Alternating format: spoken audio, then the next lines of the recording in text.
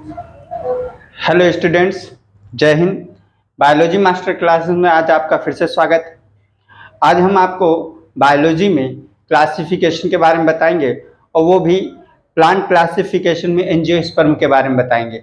Angiosperm के कुछ मुख्य लक्षण और उसका वर्गीकरण किस तरह से हुआ है, ज़रा ये हम देखते हैं। देखिए, सबसे पहले यहाँ पर एंजियोस्पर्म को आवृतबीजी पौधे कहते हैं, यानी कि जो एंजियोस्पर्म प्लांट होते हैं उसमें जो बीज का निर्माण होता है और बीज में ही क्या होता है, जो बीज है वो कवर्ड होते हैं, किसी न किसी आवरण से ढका हुआ होता है, इसीलिए इसे आवृतबीजी पौधे कहते हैं। और इसके कुछ इंपॉर्टेंट कैरेक्टर देखते हैं तो इनका जो मुख्य पौधा होता है वो स्पोरोफाइट होता है। स्पोरोफाइट यानी कि इसी को कहते हैं बीजाणु उद्भिद। ये टूयन अवस्था में, यानी कि जो गुणसूत्र होते हैं वो डिप्लॉयड अवस्था में होते हैं, यानी कि जो युग्मक है, जायगोट है, वो मेल गैमेट्स और फीमेल गैमेट्स के फ्यूजन के द्वारा जायगोट का निर्माण हुआ और जो जायगोट होता है उससे भ्रूण बनता है और वही भ्रूण आगे डेवलप होकर के नए पौधे का निर्माण करता है। इसीलिए इसमें कहा जाता है जो मुख्य पौधा होता है वो स्पोरोफाइट होता है। और आवृतबीजी पौधों में जो पौधा है वो जड़, तना और पत्ती, ये तीनों में विभेदित होता है, यानी इनमें जड़, तना, पत्तियां जो होती हैं पूर्ण विकसित होती है। आवृतबीजी पौधे जितने भी होते हैं, आवृतबीजी पौधे, ये सबसे ज्यादा अधिक विकसित प्लांट पौधे हैं। इसके बाद इसमें देखा जाए तो ऊतक तंत्र पूर्ण विकसित होता है। ऊतक तंत्र यानी कि टिश्यू सिस्टम जो होता है वो पूर्ण विकसित होता है, यानी कि जैसे देखें तो इसमें आपका मेरिस्टेमेटिक टिश्यू है या स्पेशल टिश्यू है, ये सारे टिश्यू जो होते हैं वो पाए जाते हैं। और इसके बाद जो मेन बात है कि यहाँ पर ऊतक तंत्र में तो जाइलम और फ्लोएम जो होते हैं वो भी पूर्ण विकसित होता है। जाइलम और फ्लोएम में सभी प्रकार की कोशिकाएं जो होती हैं वो पाई जाती हैं, इसी के कारण इसको कह देते हैं कि ऊतक तंत्र पूर्ण विकसित होता है। और आवृतबीजी पौधों में बीज जो होते हैं पौधे, तो वो बीज तो पाया ही जाता है, लेकिन इसका जो मुख्य लक्षण है, सबसे महत्वपूर्ण लक्षण, तो ये क्या है, आवृतबीजी पौधों में फलों का निर्माण और फूलों की उपस्थिति। यानी कि आवृतबीजी पौधे जितने भी होते हैं उसमें फल एवं फूलों की उपस्थिति ये मुख्य कैरेक्टर है। जो फल होते हैं उसमें जो बीज पाया जाता है वो मतलब कि बीज उसी में सुरक्षित रहते हैं, फलों के अंदर ही बीज पाए जाते हैं। जबकि जो फूल होते हैं, वो पुष्प जो होते हैं वो जनन के लिए बहुत ही महत्वपूर्ण होते हैं, यानी कि जो पुष्प है वो जनन के लिए बहुत ही महत्वपूर्ण है। जनन के लिए पुष्प उत्पन्न होते हैं और इसी में क्या होता है कि मेल गैमेट्स और फीमेल गैमेट्स का भी निर्माण होता है। जो फल है बीजों की सुरक्षा करता है। इसके बाद पुष्प के जनन अंगों में पुंकेसर और कार्पल्स यानी कि अंडप, पुंकेसर स्टेमेन तथा कार्पल्स अंडप जो होते हैं वो पाए जाते हैं। तो ये मुख्य भाग होता है, पुष्प में पाया जाता है। तो कार्पल्स और स्टेमेन ये दोनों जो होते हैं यही जनन क्रिया में महत्वपूर्ण योगदान देते हैं। स्टेमेन के अंतर्गत देखा जाए पुंकेसर में क्या क्या चीजें होती हैं, तो पुंकेसर में एक होता है एंथर और दूसरा फिलामेंट। एंथर जो होता है वो उसके अंदर छोटे छोटे कण पाए जाते हैं जिसे पराग कण कहते हैं, पॉलन ग्रेन, या वही जो होता है ये पॉलन ग्रेन या फिर उसी को मेल गैमेट कह देते हैं, मेल गैमेट, ठीक है ना। ये हमेशा हिप्लॉइड होते हैं यानी कि अगुणित तो होते हैं। और जो कार्पल्स होते हैं उसमें तीन मुख्य भाग होता है, एक होता है स्टिग्मा, दूसरा स्टाइल, तीसरा ओवरी। ये तीन मुख्य भाग होते हैं। ओवरी में ही ओव्यूल पाया जाता है और ओव्यूल के अंदर इम्ब्रियो सैक होता है। इम्ब्रियो सैक जो होते हैं उसी में एक सेल पाया जाता है। एक सेल के साथ साथ कुछ अन्य सेल भी पाए जाते हैं, जैसे एंटीपोडल सेल्स होते हैं, सिनर्जिट होती है, ये antipodal cell, synergid egg cell और साथ ही साथ एक पोलर सेल पाए जाते हैं। ये एम्ब्रियो सैक में पाया जाता है।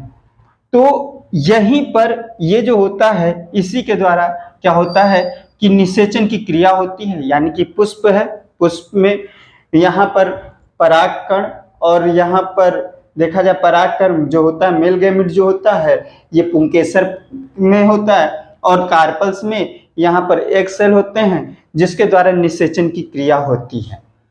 तो यहाँ पर एक चीज और है कि इसमें आवृत्तबीजी पौधों की एक विशेषता है, इसमें दोहरा निषेचन होता है, डबल फर्टिलाइजेशन, दोहरा निषेचन, ये भी मुख्य विशेषता है। ये दोहरा निषेचन किस तरह से होता है?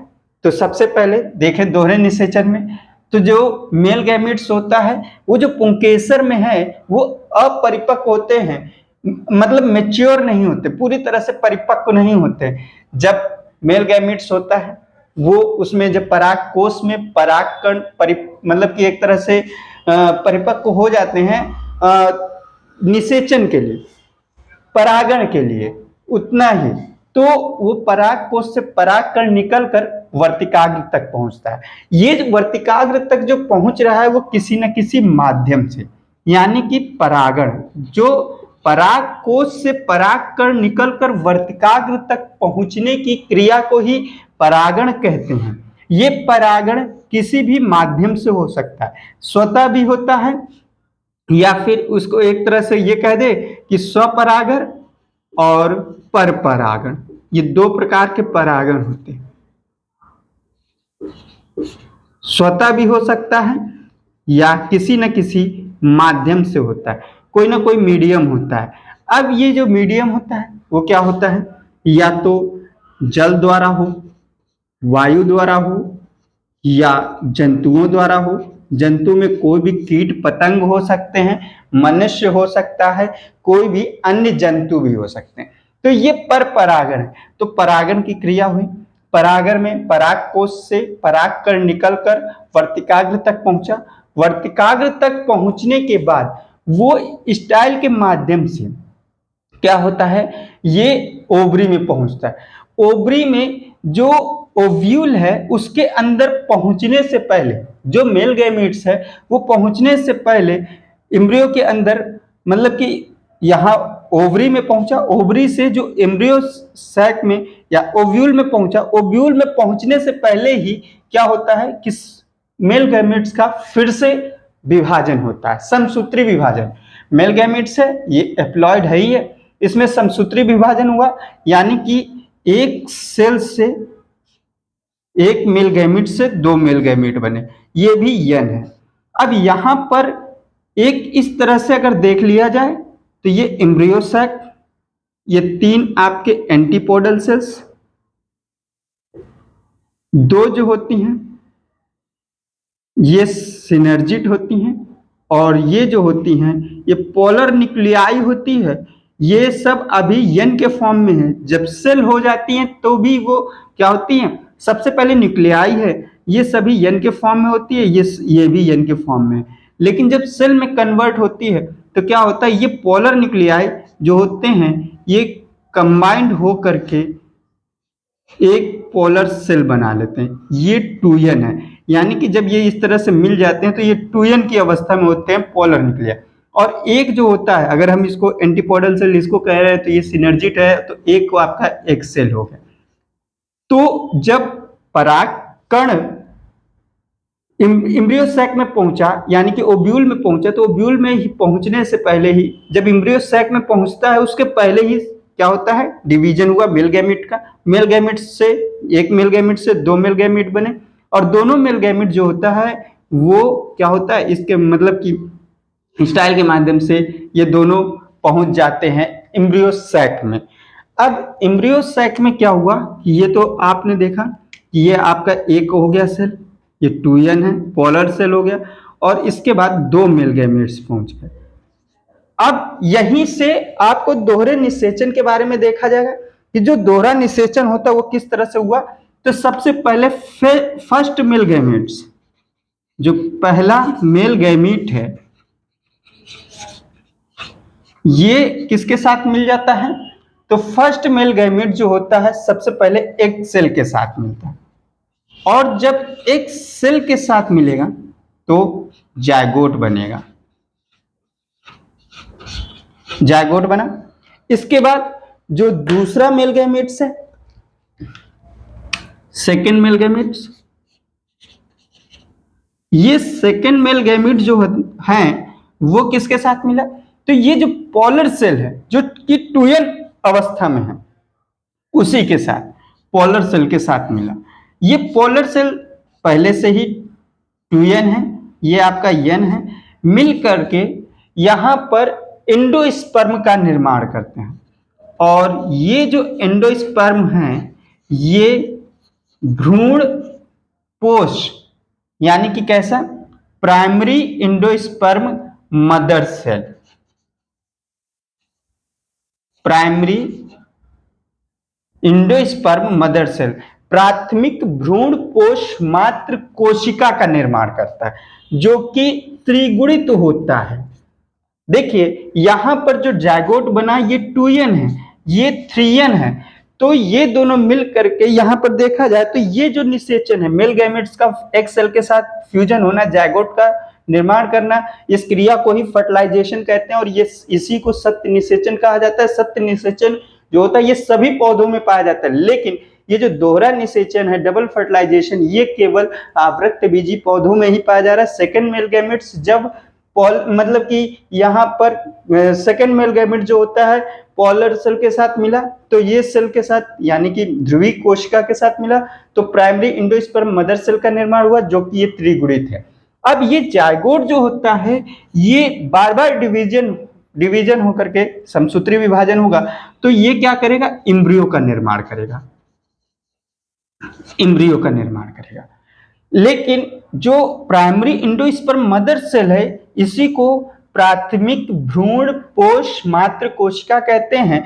ये इम्ब्रियो जब बन जाता है तो उसके चारों तरफ एक आवरण बना लेता है। ये मान लीजिए भ्रूण है, इसके चारों तरफ एक आवरण बना लेता है जिसको भ्रूण पोष कहते हैं। भ्रूण पोष का मुख्य कार्य, ये एक आवरण बना लिया, भ्रूण पोष का मुख्य कार्य जो होता है वो इम्ब्रियो को भोजन प्रदान करना, भोजन यानी कि पोषक तत्व प्रदान करना, ये, और इसी के अंदर जो भ्रूण है वो सुरक्षित रहता है। और जब इसमें देखा जाए तो यहीं पर आगे चल के ये भ्रूण पोष जो होती है, ये आवरण जो होती है नष्ट हो जाती है और इम्ब्रियो से क्या होता है? एक नया पौधा तैयार हो जाता है। तो यहाँ आवृत्तबीजी पौधों में ये दोहरा निषेचन होता है। तो ये आपके इंपॉर्टेंट कैरेक्टर हो गए। अब यहाँ पर क्लासिफिकेशन ऑफ एंजियोस्पर्म का देखा जाए तो जो एंजियोस्पर्म है और जिम्नोस्पर्म प्लांट है, ये दोनों प्लांट जो होते हैं ये बीजी पौधे होते हैं, ये बीज का निर्माण करते हैं। जैसे जिम्नोस्पर्म के बारे में बता चुके हैं कि जो जिम्नोस्पर्म है उसमें पौधे जो होते हैं अनावृत बीजी होते हैं, यानी इस पे किसी प्रकार का कोई आवरण नहीं होता है। इसी के कारण नहीं होता क्योंकि इसमें दोहरा निषेचन हो रहा है, और इसमें दोहरा निषेचन नहीं होता, केवल एक ही बार फर्टिलाइजेशन होगा। तो इसी के कारण क्या होता है कि जिम्नोस्पर्म प्लांट में जो होते हैं उसमें जो बीज होता है उसके ऊपर कोई भी आवरण नहीं पाया जाता, जबकि एंजियोस्पर्म में ये दोहरे निषेचन के कारण इसमें क्या होता है कि कोई ना कोई आवरण पाया जाता है, फल भित्ति पाई जाती है, फल का निर्माण होता है। तो ये जिम्नोस्पर्म और एंजियोस्पर्म जो होते हैं स्पर्मेटोफाइटा के अंतर्गत रखा गया। तो ये डिवीजन स्पर्मेटोफाइटा को दो सब डिवीजन में बांटा गया, जिम्नोस्पर्म और एंजियोस्पर्म। अब एंजियोस्पर्म का यहाँ पर हम क्लासिफिकेशन पढ़ रहे हैं, तो एंजियोस्पर्म को जो पढ़ते हैं तो इसमें दो क्लास बांट दिया गया, एक है डाइकोटिलिडनी और दूसरा है मोनोकोटिलिडनी। यानी कि डाइकोटिलिडनी के अंतर्गत जो होते हैं वो ऐसे पौधे आते हैं जो मुख्य रूप से द्विबीजपत्री होते हैं, यानी कि जो बीज होता है उसमें दो बीज पत्र पाए जाते हैं। जैसे आपने देखा चना को देख लो, जब छिलका हटा दो तो उसके अंदर जो बीज होता है वो दो आवरण अलग अलग स्पष्ट आधे आधे अलग अलग हो जाएंगे।